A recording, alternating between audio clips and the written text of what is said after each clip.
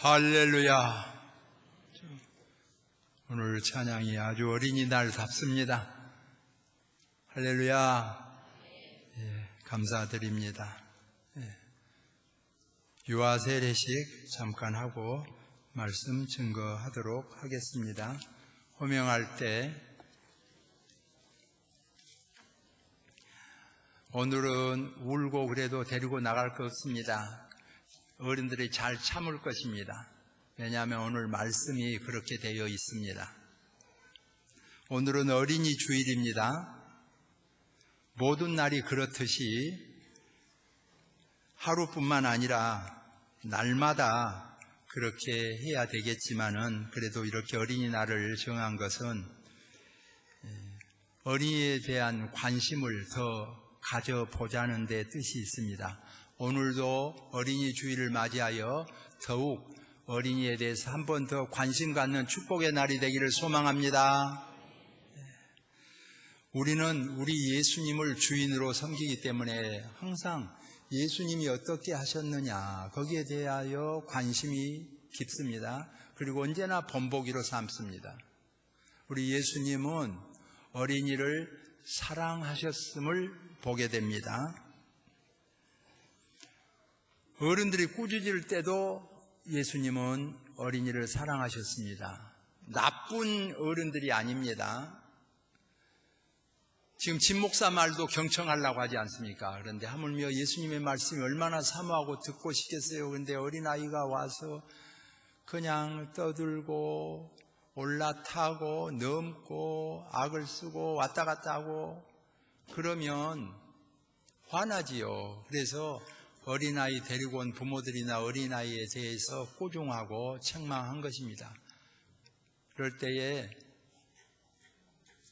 우리 같으면 참 잘했다, 조용히 시켜서 잘했다 그럴 수 있을 것입니다. 그리고 정도성 목사님 같은 경우는 이런 것도 정리할 줄 모르고 뭐 됐느냐고 다른 사람을 혹시 꾸중할 수도 있을런지 몰라요. 그럴까요? 그런데 우리 예수님은 다른 사람을 꾸중한 것이 아니라 조용히 시킨 주의 제자들을 꾸중한 거예요. 오히려. 그리고 어린이를 데리고 온 부모들에 대해서는 좋게 여기고 그 어린아이에 대해서도 좋게 여길 뿐만 아니라 용납하고 금하지 말라 하시고 안숙기도 해주시고 복 내려주신 거예요. 그 예수님을 우리는 본받고 싶어합니다. 자칫하면요, 이 좋은 예수님의 마음을 본받지 않고 우리가 전반부에 기록된 소위 세상적으로 성공한 사람들이 나오잖아요. 올라가면 왕보다 더 올라가겠습니까? 헤롯 왕이 나와요. 헤롯의 부인이 나와요. 출세했지요. 거기에 딸이 나와요. 금수저지요. 그런데 하는 일은 무엇입니까? 세례 요한 목 베어가지고 소반에 담았잖아요. 걸리적거리는 거, 자기에게 안 맞은 것은 목 베어버리는 거죠. 우리 아이들이 어렸을 때, 5살 먹었을 때 책을 이렇게 성경 그림까지 해서 신구약 된 걸 다 읽도록 그렇게 했는데 아이들이 그래요. 소반에 세례 요한 목 담아놓은 것이 있어요. 그림이. 아빠 무서워요. 목 담아놓은 그림을 가지고 왔더라고. 그런데 오늘날 우리는 자칫하면 부러워할 수 있습니다. 걸리적거리고 거추장스러우면 목 베어버리고, 자기는 올라가고 왕노릇하고 잘 먹고 잘 살고 부자로 살고 출세하게 보인 것을 원하는 사람들이 있어요. 그리스도인들은 그렇지 않습니다. 왜? 예수님을 본받고 살기를 원하기 때문에. 예수님은 오히려 약한 자, 그래서 예수님 주변에는 항상 약한 자가 있고 여자가 있고 어린이가 있고 노약자가 있고 병든 자가 있고 그렇지 않습니까? 우리는 오늘도 이 예배를 드리면서 세상적으로 득세한 사람을 본받을 것이 아니라 예수님의 마음을 본받는 은혜가 있어지기를 소망합니다.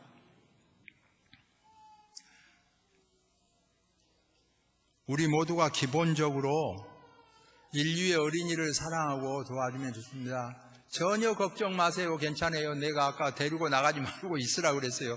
왜냐하면 어른들에게 견딜심을 길러야 되기 때문에. 그거 괜찮아요. 그대로 있어도 돼요. 그냥 엄마에게 맡겨도 되고.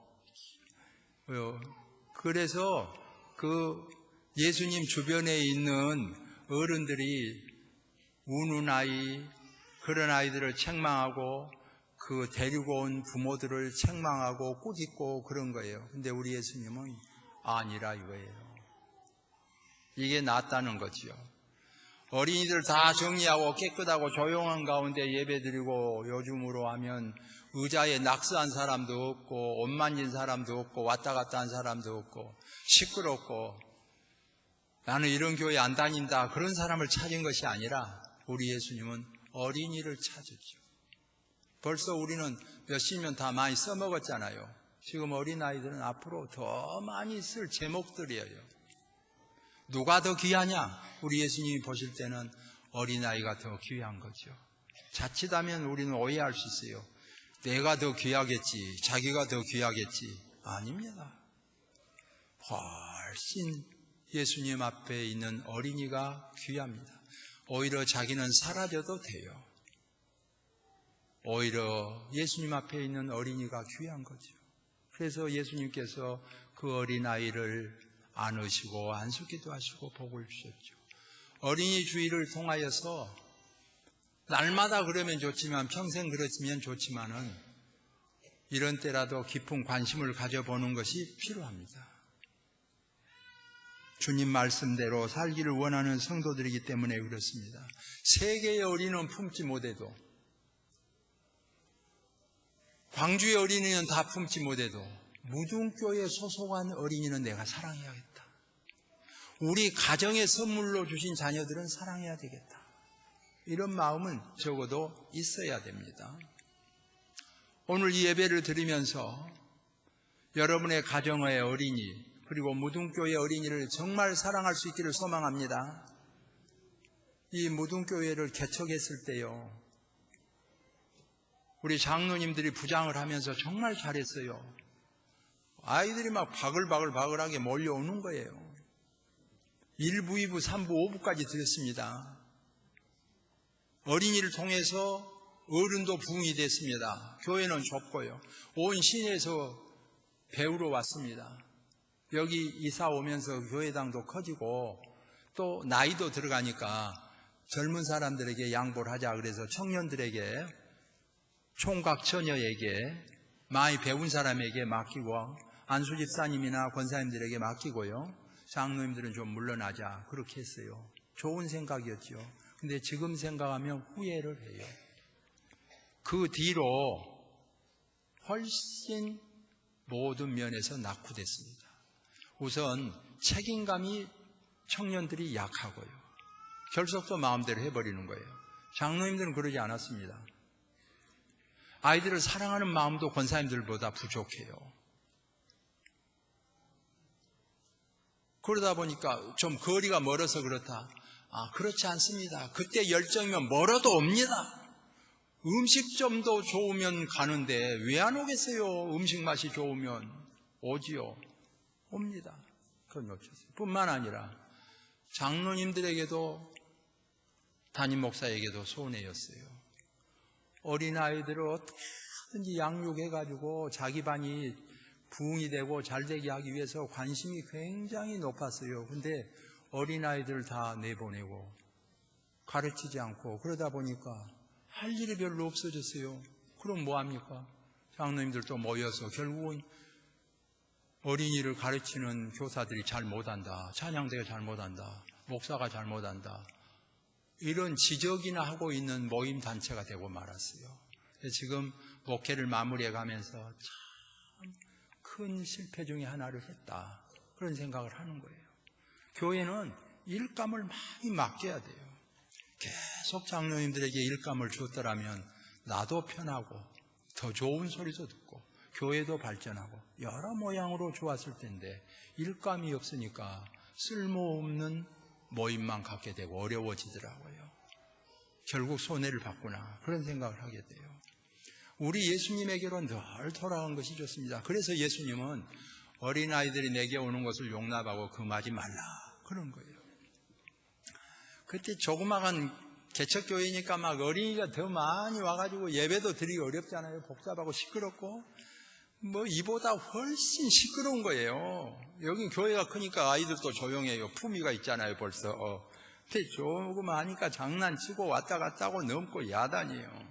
하도 시끄러워서 예배를 못 드리겠어요. 그래서 제가 찬송 한 장 하고 설교합시다. 그래서 찬송 한 장 했어요. 그때 이상하게 그 뒤에요. 그 가족이 교회를 안 나왔어요. 왜 안 나왔냐고 제가 알아봤더니요. 다른 아이들이 떠들 때는 진 목사가 말도 않고 돈도 주고 그러더니 자기 아이가 좀 떠드니까 찬송을 불러버렸다 이거예요. 그래서 그 뒤에는 아무리 이렇게 떠들어도 찬송도 안 합니다. 차라리 돈을 줘요. 차라리 돈을 만원 주고 어떤 분들은 뭐 기도해 주고 그래야지 뭔 돈을 주냐 그런 분들이 있는데요. 그런 분들이 잘 알고 있어요. 물론 기도해 주고 돈 주면 좋지요. 많이 주면 좋지요. 없으니까 못 준 건데 결국은요 목회 끝나더라고. 돈 준 일이 있어야죠.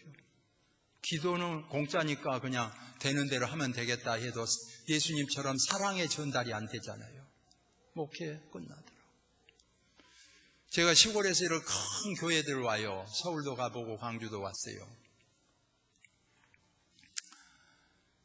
불렀어요. 그래 왔죠. 둘러보고 갈 때 1,000원만 줘도 택시비를 할 수 있잖아요. 농촌교회 목회자가 어렵잖아요.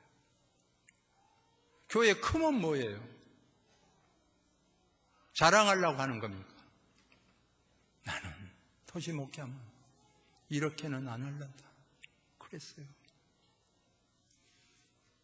1,000원이라도 10,000원이라도 오면 누가 오면 그때 생각하고 주는 거예요. 돈 있으면 봉투 주는 거죠. 여러분 거지가 오잖아요. 성성한 사람이 괜히 저러고 다니다고 욕하고 거짓말할 수 있어요. 아니 성성하면 그러고 다니겠습니까? 정신적으로 병들었든지 육체적으로 병들었든지 뭔가 문제가 있으니까 거지하고 다니고 얻어먹고 다니는 거지. 성성하면 그러고 다니겠습니까? 뭐지 둘러앉아서 자기는 건강하고 튼튼하고 벽받았다 싶어가지고 성성하면서 그런다고 거짓말하고 있고 참말로 자기가 알아봤습니까? 그런 교회는요 얻어먹은 사람이 안 갑니다. 뭐하러 갈 거예요? 그런 도관 교회는 안 갑니다. 두말할 것 없이 음식 주고 그런 교회 갑니다. 두말 없이 사무실에서 1,000원이라도 2,000원 주는 교회 가고 내가 물어봐요. 얼마씩 줍니까? 1,000원 준 교회도 2,000원 준 교회도 있어요.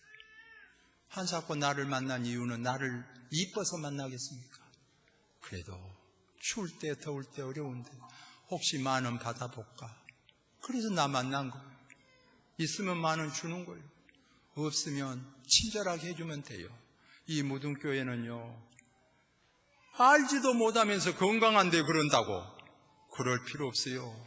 있으면 주세요. 없으면 못 주는 거예요. 친절하게 식사 대접도 잘하고 물질도 줄 줄 아는 무등교회 되기를 소망합니다. 하나님께서 주신 복이에요. 우리 예수님께서 그러므로 병든 자가 있을 때 두말 하지 않았어요.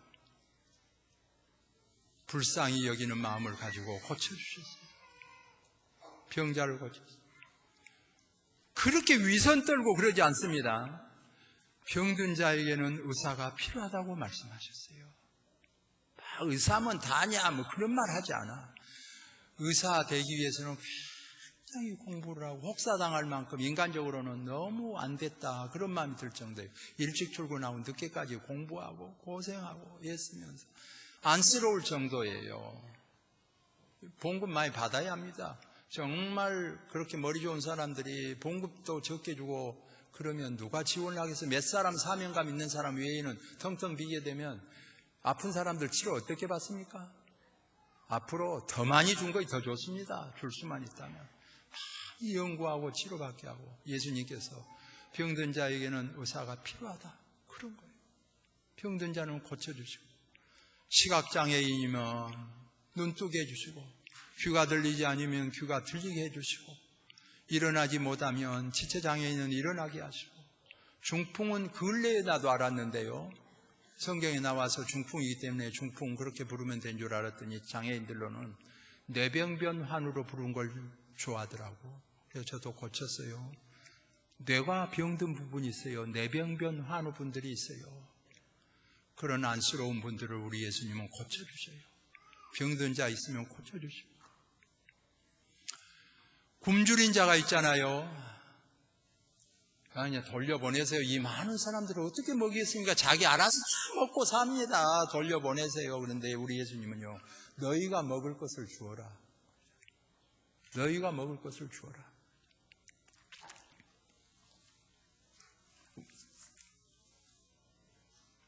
여러분, 줄 수 있도록 복을 받고 살 수 있기를 소망합니다. 주면 감. 나는 덕 본 것이 없다고 잘난 체 그러잖아요. 얼마나 하나님께로부터 대복을 받았으면 형제들 중에 제일 잘 됐겠어요. 형제들이 우러러보고 그 언니에게, 그 동생에게, 그 오빠에게, 그 동생에게 받기를 원하는 거예요. 제일 많이 배웠고 제일 잘 살고 있고 그러니까 그런 거죠. 덕을 제일 많이 본 사람이에요. 나눌 줄 아는 거 필요합니다. 제일로 잘 가르쳐 놨더니 전혀 돌아보질 않아. 형제간 무시하고 살펴보질 않아. 그냥 제 자녀들만 잘하고 막 그러면 형제간 소용없어. 형제간 가르칠 필요 없어. 여기저기 말하고 다니면서 그렇게 되게 돼 있어요. 형제간 중에 많이 배웠습니까? 형제간 중에 잘 삽니까? 형제간 중에 두드러지게 은혜를 입었습니까? 못 도와주면 하나님의 은혜를 감사하는 마음이라도 지녀야 됩니다. 우리 예수님은 없는 사람을 보시고 스스로 알아서 사먹게 놔두라고 그래도 안 샀고 오병이어의 기적을 행하셨어요. 남는 것은 거두게 하셨죠. 우리가 자칫하면 예수님의 품성을 담지 않고 악한 사람들의 품성, 악종들의 품성을 담기 쉬워요. 그거는 저 멀리 구만리 장천으로 띄어보내버리고 더러운 것은 띄어보내버리고 선하시고 착하시고 아름다우신 예수님을 바라보면서 주여 예수님 마음을 품게 하옵소서. 이 성도의 마음입니다. 우리보다는 이 어린이들이 더 좋은 마음으로 자라나기를 소망합니다. 다 보면요 옛날에도 훨씬 나쁘게 컸어요. 우상숭배했습니다. 하나님 제일 마음에 아픈 우상숭배를 했어요. 그리고 부인도 여럿 두고 살았어요. 그런 나쁜 일 하면서도 잘한 체 하는 거야. 어린이들도 함부로 하고 여자도 함부로 하고 그런 경우도 많았어요. 훨씬 못해요. 동성연애 옛날도 많이 있었어요. 나쁜 짓 다 했으면서 착한 짓. 요즘 애들 뭐 어쩌고 다 잘못한 것 같이 그래요. 요즘 아이들 오히려 엄청 착합니다. 영리하기도 합니다. 제가 7살 때 초등학교 들어갔는데 동갑이 없습니다. 8살짜리는 없어요. 9살, 10살이에요. 7살에 학교 갔다 오니까 할아버지께서 기억자 읽을 줄 아냐? 그래서 내가 기억자나 그까진 건 문제가 아니에요. 그랬거든. 그랬더니 온 동네 사람들이 모내기 하면서 그때 사람들이 많았어요. 저 아이라고 그러지 않고 머이매라고 우리말은 그러는데 아주 저 머이매가 기억자나 알기는 문제가 아니다 그랬다고 소문이 쫙 났어요. 7살에 그랬어요. 지금은요 3살, 4살이면요 한글 다 압니다. 영어 알파벳 다 읽어요. 굉장히 영리합니다. 지금 애들은 3살, 4살이면 다 합니다. 아주 영리합니다. 뿐만 아니라 중고등학생들 보면요 굉장히 차갑니다. 둘러보세요. 치마만 짧게 입으면 나쁜 아이들이랍니까? 아주 차갑니다. 지금 기성세대같이 그런 더러운 짓 잘 안 합니다. 깨끗합니다. 그리고 연애를 해도 깨끗하게 합니다. 아주 차갑니다. 그 아이들은 분명 우리 세대보다 더 잘 살겠구나 그런 생각을 하게 됩니다. 우리는 형편없이 자랐어도 이 정도였다면 그분들에게, 그 아이들에게 정말 신앙을 바로 심어주기만 한다면 훌륭하게 되게 돼 있습니다. 영리하지요. 바르게 크고 있죠. 거기다가 신앙을 바로 심어주면요 우상숭배 안 합니다. 귀신숭배 안 해요. 부인 매치 데리고 살고 남편 매치 데리고 살고 그런 짓 안 합니다. 동성연애도 잘 안 합니다. 나라를 사랑하는 마음도 뜨겁습니다. 세상을 사랑하는 마음도 뜨겁습니다. 그들에게 예수님의 마음을 심어주면 우리가 살아왔던 것보다 훨씬 밝은 세대를 살 수 있는 깨끗하고 훌륭한 분들입니다. 살기도 비교적 오래 살 가능성이 많습니다. 6.25 이후에 이 나라가 40세에서 50 사이가 평균 연령이었지 않습니까? 지금 80대가 넘지 않습니까? 앞으로 90대, 100대가 될 수 있습니다. 얼마나 중차대한 임무를 띠고 있습니까? 다시 귀신 숭배하고 다시 우상 숭배하고 다시 타락하고 도박하고 마약으로 전에 다 그랬어요. 부모에게 타고난 살림 가지고 나쁜 짓 많이 했어요. 지금 아이들은 그렇지 않습니다. 일감 제대로 심어주면 건전하게 일할 청년들이 무럭무럭 자라고 있습니다. 대부분 대학 졸업했습니다. 제대로 심어주면 훌륭하게 잘 살 사람들입니다. 앞뒤 분간할 수 있는 사람들이에요. 이걸 누가 할 겁니까? 이건 교회가 해야 됩니다. 예수님 믿는 사람들이 해야 됩니다. 가장 희망적입니다. 잘 살 수 있습니다. 우리 한 10대, 20대 그럴 때도 이 나라를 위하여, 이 세상을 위하여, 이 마을을 위하여, 이 도시를 위하여 한번 잘 살게 해봐야 되겠다. 그런 꿈을 가졌어요. 전기도 끌어와야 되겠다. 전화도 끌어와야 되겠다. 다리도 놔야 되겠다. 꽃도 심어야 되겠다. 내가 안 했어도 지금 다 해놨어요, 보면. 지금 이 세대에 꿈을 심어주면요 엄청난 무슨 위대한 일을 하는지 말로 다 할 수 없습니다. 이 어린아이들에게 신앙을 제대로 심어주는 역사가 이루어지기를 소망합니다. 제대로 심어주지 못하면 옛날 우리가 살았던 것처럼 선조들이 살았던 것처럼 더러운 짓에 몸담게 됩니다. 오늘 유아 세례 받은 사람들을 위대한 이업을 달성할 수 있도록 격려 박수 한번 더 해줍시다. 네.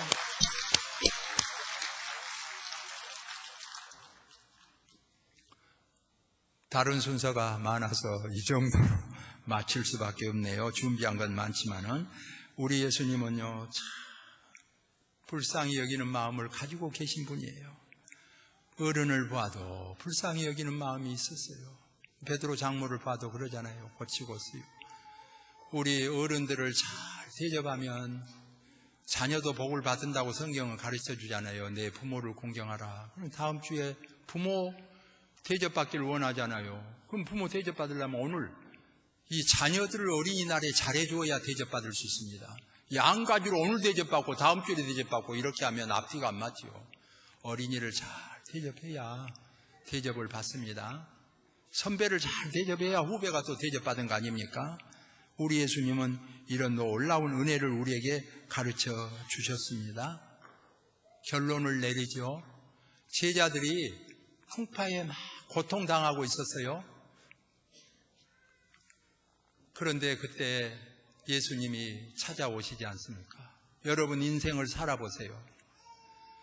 저는 형통할 때보다도 잘 풀릴 때보다도 어려울 때에 이 목회를 하다가 보면 몇 차례는 욥과 같은 시련의 기회를 거칠 때가 다 있습니다.